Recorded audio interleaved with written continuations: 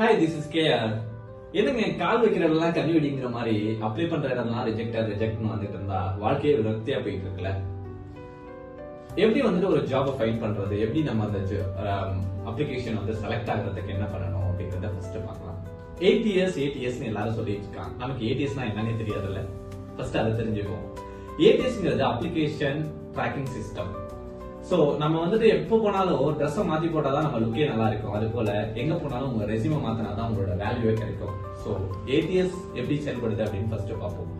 ஏடிஎஸ்ங்கிற application வந்து சின்ன கம்பெனில இருந்து பெரிய கம்பெனில இருந்து எல்லாத்துலயுமே வச்சிருக்காங்க. சோ அவங்கவுங்க காஸ்ட் எஃபிஷியன்சிக்கு ஏற்ற மாதிரி வந்துட்டு அந்த சாஃப்ட்வேர்ஸ் பர்ச்சேஸ் பண்றாங்க.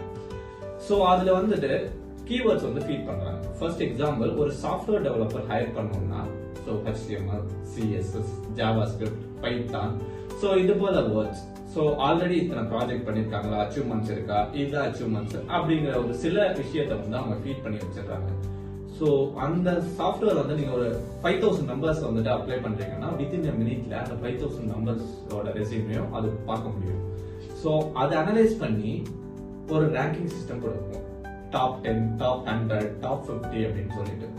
சோ அதை வச்சுதான் ஹெச்ஆர்ஸ் வந்துட்டு அடுத்த ரவுண்டுக்கான இன்டர்வியூஸ் வந்து எடுக்க போறாங்க. So how to beat ATS? நம்ம ATS பீட் பண்ணிட்டு நம்ம போலாமா? சோ அதுக்கான வே இருக்கா? சோ அத பத்தி தான் நம்ம பார்க்க போறோம். என்ன அப்படின்னு கேட்டீங்கன்னா, ATSல எல்லாமே கீவேர்ட்ஸ்.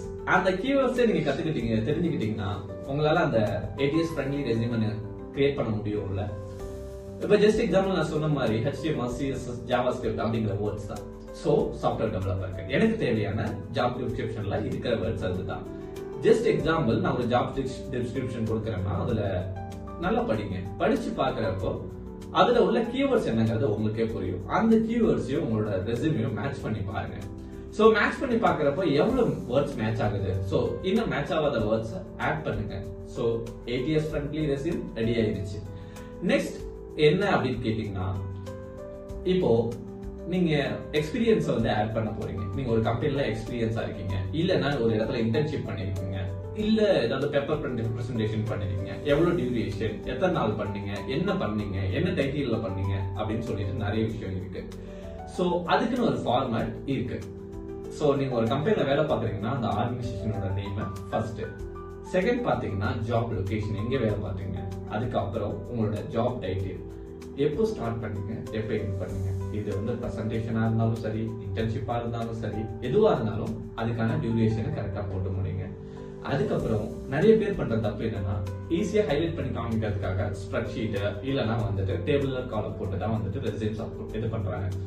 சோ அது ஒரு சாஃப்ட்வேர். அந்த சாஃப்ட்வேர்ல என்ன டேட்டா ஃபீட் பண்ணிருக்கோ அந்த டேட்டா தான் வரப்போகுது. சோ ஒரு டேபிளுக்குள்ள வேர்ட்ஸ் இருந்துச்சுன்னா அது எரர் காமிச்சிச்சுன்னா உங்களோட கீவேர்ட்ஸ் எவ்வளவு கஷ்டப்பட்டு ரெடி பண்ண ரெஸ்யூமா இருந்தாலும் அது ரிஜெக்ட் ஆகிறதுக்கு நிறைய சான்சஸ் இருக்கு.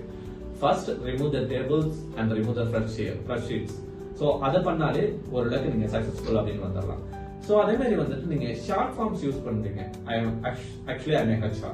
சோ ஜஸ்ட் நான் மென்ஷன் வந்து HRன்னு பண்ணேன்னா சோ அது பக்கத்துலயே பிரீஃபான வேர்ட் ஹியூமன் ரிசோர்ஸ், இல்லைன்னா HR எக்ஸிக்யூட்டிவ்னா ஹியூமன் ரிசோர்ஸ் எக்ஸிக்யூட்டிவ். சோ அந்த மாதிரி வேர்ட்ஸ் வந்துட்டு நான் பயன்படுத்துறப்பதான் என்னோட கீவேர்ட்ஸ் வந்து எஃபெக்டிவா ஒர்க் ஆகும். சோ அது போல ரெஸ்யூம்ஸ் சேவ் பண்றதுக்கு பக்கத்துல வேர்ட்ஸ் ஃபைலா நீங்க சேவ் பண்ண போறீங்க. ATS ஃப்ரெண்ட்லியா இருக்கிறது வேர்ட்ஸ் ஃபைல். அந்த வேர்ட்ஸ் ஃபைலா சேவ் பண்றப்போ .docx அப்படிங்கிற ஃபைல் ஃபார்மேட்ல பண்றப்போ ஃபைல் சைஸ் கம்மியா இருக்கும், ஈஸியா ATS வியூ பண்ணவும் முடியும். சோ இந்த மாதிரி வேலை பார்க்கறது மூலமா நம்ம ஈஸியான ஒரு ஜாப ரெஸ்யூமை கிரியேட் பண்ண முடியும், ஈஸியா ஒரு ஜாப ஃபைண்ட் பண்ண முடியும்.